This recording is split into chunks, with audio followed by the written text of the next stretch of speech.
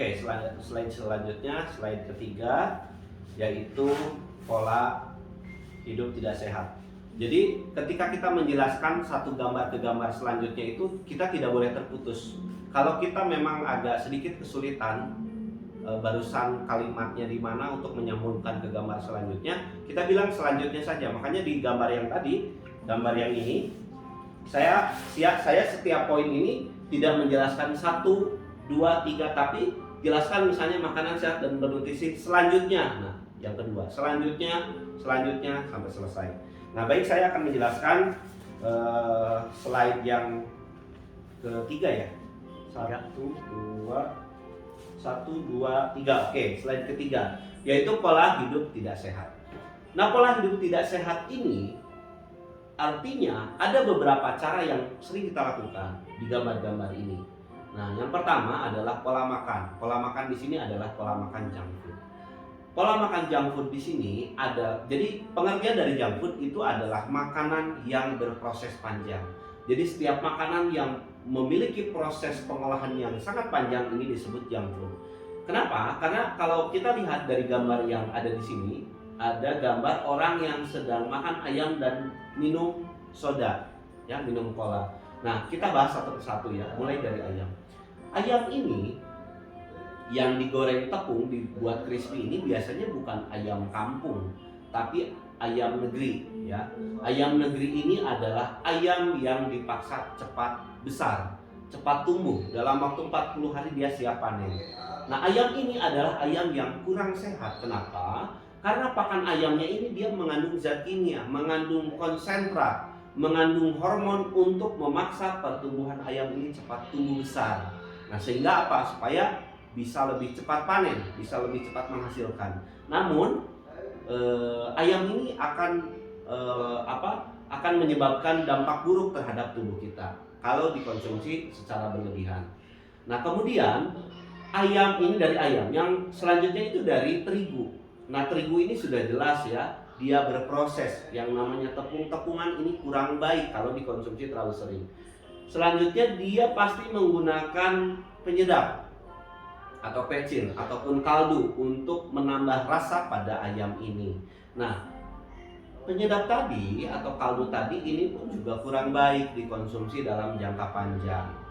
Kemudian ayam ini biasanya digoreng dengan minyak dalam jumlah yang banyak. Nah, biasanya di tempat penggorengan ayam ini dia misalnya menggunakan minyak dengan kapasitas 5 liter misalnya. Pagi hari 5 liter. Kemudian siangnya pasti akan berkurang minyak ini, lalu ditambah oleh si pedagang. Karena kalau minyaknya sedikit nanti dia warnanya kurang cantik, kurang bagus, akan gosong sebelah, makanya tambah minyak. Kemudian ketika sore hari, ketika tokonya selesai berjualan, tokonya tutup, apakah minyak ini akan disimpan atau dibuang? Pertanyaannya. Pasti minyak ini akan disimpan. Nah, kemudian ketika minyak ini disimpan, misalnya dengan jumlah 3 liter, keesokan harinya kira-kira minyak ini dipakai lagi nggak? Pasti dipakai lagi. Kemudian ketika minyaknya 3 liter, biasanya pedagang akan menambah minyak kurang lebih 2 liter agar kapasitasnya 5 liter agar cukup ya untuk memasak ayam. Artinya minyak goreng ini kalau sudah melakukan proses pemanasan, kemudian didinginkan, kemudian dipanaskan lagi lebih dari 3 kali, maka minyak ini akan menghasilkan jamur flavus. Nah, ini adalah penyebab penyakit kanker jamur tadi ya, yang terdapat pada jelantah. Jadi kalau minyak goreng sudah digunakan lebih dari 3 kali berulang-ulang, sebaiknya dibuang. Nah, kemudian minumnya ditambah cola ataupun nggak cola, minumannya yang lain misalnya ya, yang berproses. Artinya makanan-makanan di sini ada burger, ada spaghetti ya. Ini adalah makanan junk food, makanan berproses panjang. Kalau kita konsumsi terlalu sering, ini akan menyebabkan kita mengalami penurunan fungsi organ. Nah, selanjutnya di sini ada karsinogen. Karsinogen ini adalah bahan makanan seperti pengawet ya, kemudian zat pengenyal, zat pewarna ataupun penyedap. Nah, kita sebut dengan karsinogen.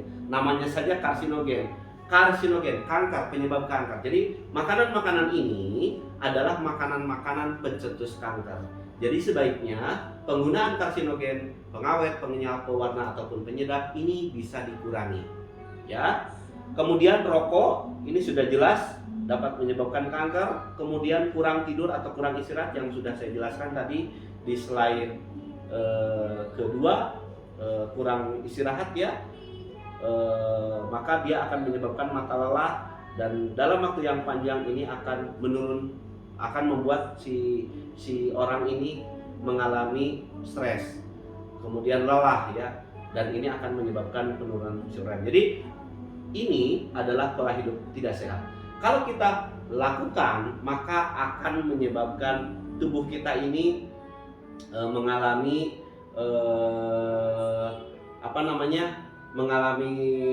katakanlah capek ya, tubuh kita capek ya dengan makanan-makanan kimia ini. Tentunya kalau kita mau sehat harus diimbangi dengan makanan yang sehat. Kemudian minum yang cukup 8 gelas sehari agar zat kimia ini dapat terbuang di dalam tubuh kita.